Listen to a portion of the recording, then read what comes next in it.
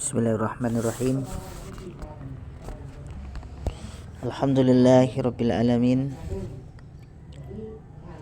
Allahumma shalli ala Muhammad wa ala ali Muhammad. Amma ba'd. Ikhwana fiddin rahimani wa rahimakumullah. Pada kesempatan kali ini kita bacakan kitab Sirah Nabawiyah, yaitu tentang Isra dan Mi'raj. Selagi Nabi SAW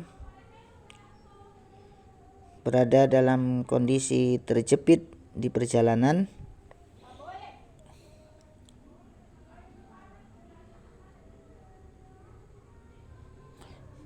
antara keberhasilan dan tekanan, sementara bintang-bintang kecil berkelip-kelip non jauh di atas sana, terjadilah peristiwa Isra dan Mi'raj.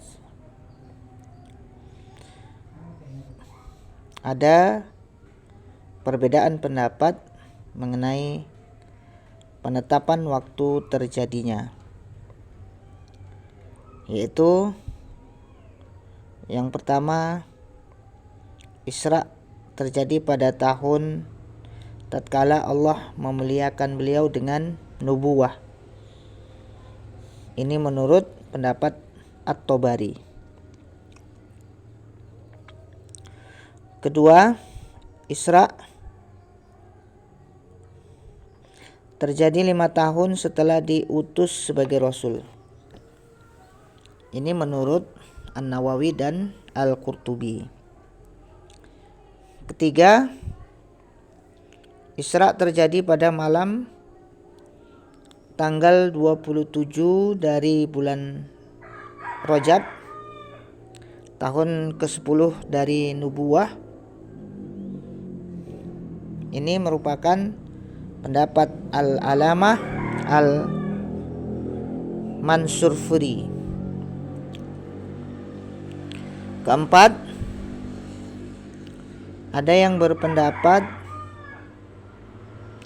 Isra terjadi 6 bulan sebelum hijrah atau pada bulan Muharram, tahun ke-13 dari nubuwah. Kelima, ada yang berpendapat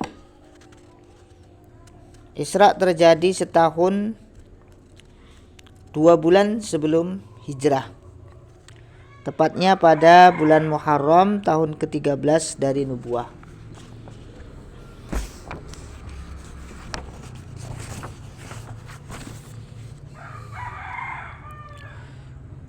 Kemudian yang keenam, ada yang berpendapat Isra terjadi setahun sebelum hijrah atau pada bulan Rabiul Awal, tahun ke-13 dari nubuwah.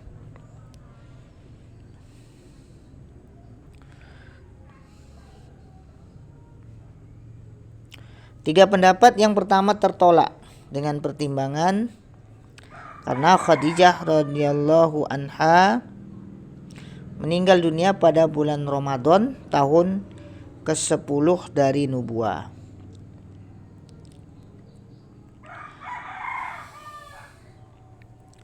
Sementara pada saat meninggalnya belum ada kewajiban sholat 5 waktu.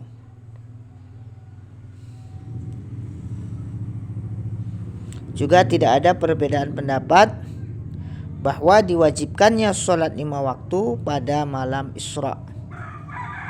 Sedangkan 3 pendapat lainnya tidak ada satupun yang menguatkannya. Hanya saja kandungan surat Al-Isra menunjukkan bahwa Isra itu terjadi pada masa-masa akhir.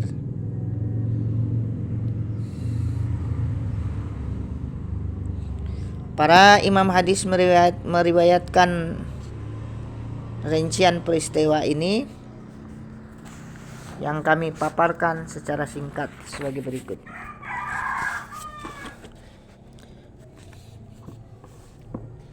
Ibnul Qayyim berkata, Menurut riwayat yang sahih, Rasulullah Shallallahu Alaihi Wasallam diisrakan dengan jasadnya dari Masjidil Haram ke Baitul Maqdis dengan menaiki buraq yang disertai Jibril.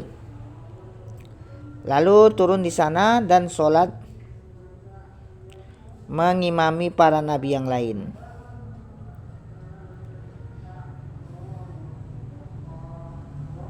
Sementara buraq diikat pada tali pintu masjid.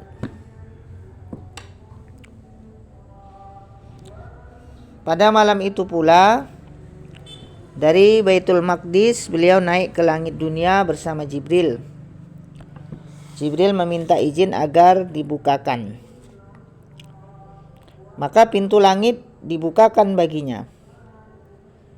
Di sana beliau melihat Nabi Adam, bapak sekalian manusia.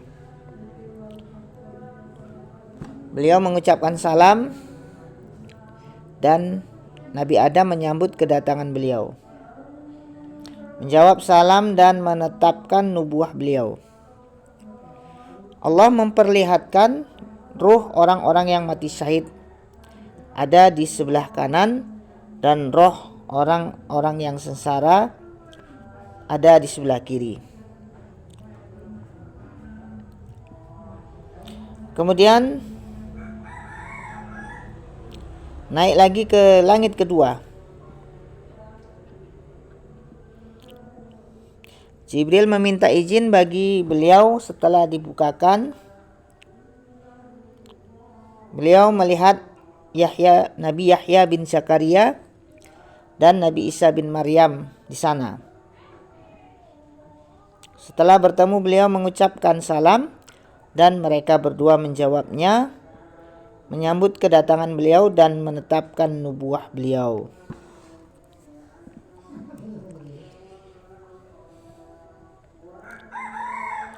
Kemudian naik lagi ke langit ketiga. Di sana beliau melihat Nabi Yusuf. Beliau mengucapkan salam dan Nabi Yusuf menjawabnya, menyambut kedatangan beliau dan menetapkan nubuah beliau. Kemudian naik lagi ke langit keempat. Di sana beliau melihat Nabi Idris. Beliau mengucapkan salam dan Nabi Idris menjawabnya, menyambut kedatangan beliau dan menetapkan nubuah beliau.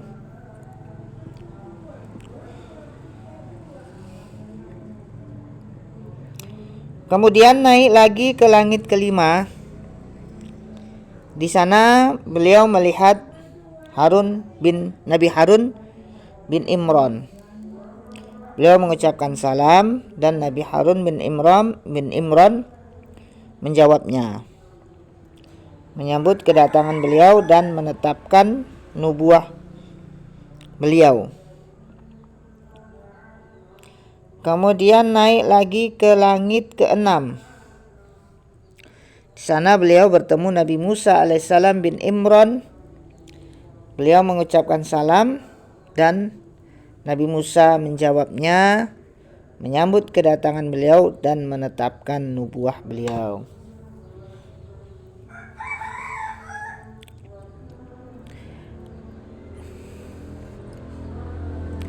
Ketika Nabi SAW akan berlalu darinya, maka Nabi Musa alaihissalam menangis. "Mengapa engkau menangis?" ditanyakan kepadanya. Nabi Musa menjawab, "Aku menangis karena ada seorang pemuda yang diutus sesudahku yang masuk surga bersama umatnya dan lebih banyak daripada umatku yang masuk ke sana."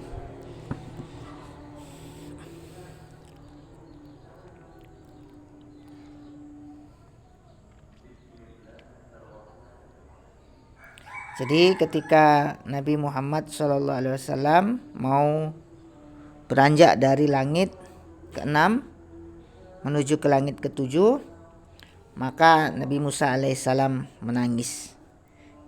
Ketika ditanyakan kepada Nabi Musa, "Wahai Nabi Musa, kenapa engkau menangis?" Nabi Musa menjawab bahwasannya dia ada kesedihan karena ada nabi setelahnya, yaitu Nabi Muhammad SAW, yang mana dia masuk bersama umatnya, yang mana lebih banyak umat Nabi Muhammad SAW yang masuk ke dalam surga daripada umat Nabi Musa alaihissalam.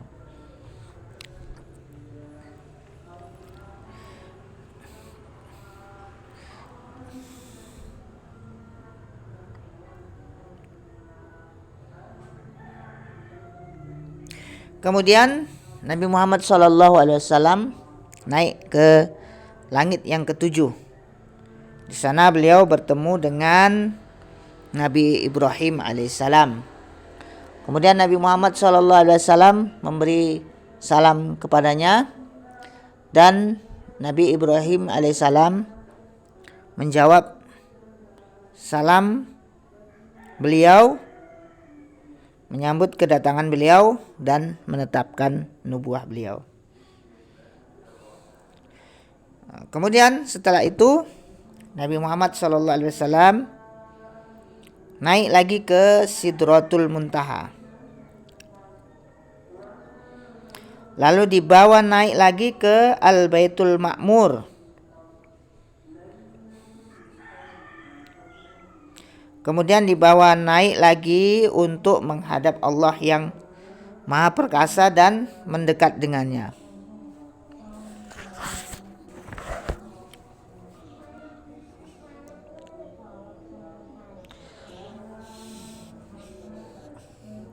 Hingga jaraknya tinggal sepanjang 2 ujung busur atau lebih dekat lagi.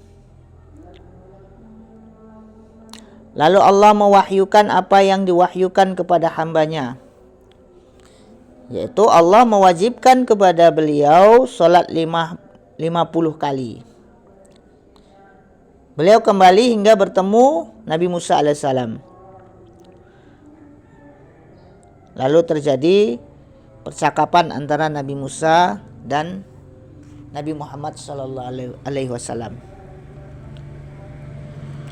"Apa yang diperintahkan kepadamu?" tanya Nabi Musa. "Salat 50 kali," jawab Nabi SAW. "Sesungguhnya umatmu tidak akan sanggup melakukannya. Kembalilah menemui Rabbmu dan mintalah keringanan kepadanya bagi umatmu," kata Nabi Musa alaihissalam.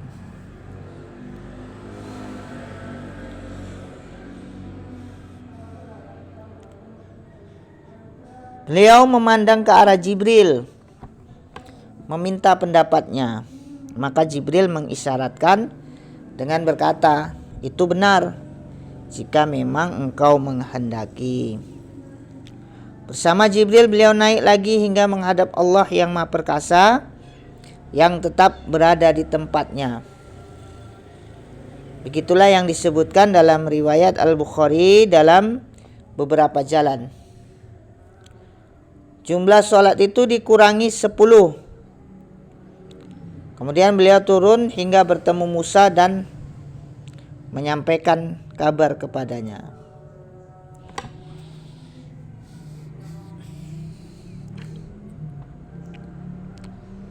"Kembalilah lagi menemui Rabbmu dan mintalah keringanan kepadanya," kata Musa. Begitulah beliau mondar-mandir menemui Musa dan Allah Azza wa Jalla hingga sholat itu ditetapkan 5 kali. Sebenarnya Nabi Musa menyuruh beliau untuk kembali lagi menemui Allah dan meminta keringanan. Namun beliau bersabda, "Aku sudah malu kepada Rabbku. Aku sudah ridho dan bisa menerimanya." Setelah beberapa saat ada seruan yang terdengar, "Kewajiban dariku telah kutetapkan dan telah kuringankan bagi hambaku." Ibnul Qayyim menyebutkan sesuatu yang berbeda perlihatan beliau terhadap Rabb-nya. Kemudian dia menyebutkan perkataan Ibnu Taimiyah mengenai masalah ini. Pada intinya, beliau melihat Allah dengan mata telanjang. Namun pendapat ini tidak ada yang menguatkan sama sekali. Dan tidak pernah dikatakan seorang sahabat pun. Sedangkan perkataan yang dinukil dari Ibnu Abbas bahwa beliau melihat Allah secara mutlak dan beliau melihatnya dengan sanubari.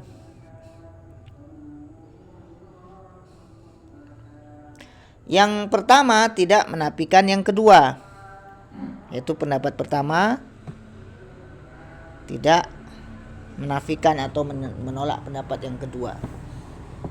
Kemudian dia berkata tentang firman Allah di dalam surat An-Najm.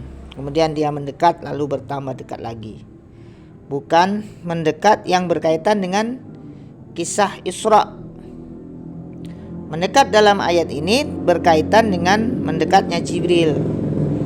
Sebagaimana yang dikatakan Ummul Mukminin Aisyah radhiyallahu anha dan Ibnu Mas'ud. Sedangkan mendekat dalam kisah Isra adalah mendekatnya Allah. Jadi tidak ada yang diperselisihkan dalam surat An-Najm. Dalam surat An-Najm ini. Bahkan dalam surat ini juga disebutkan bahwa beliau melihat Jibril dalam rupa aslinya, yang lain di Sidratul Muntaha. Jadi beliau pernah melihat Jibril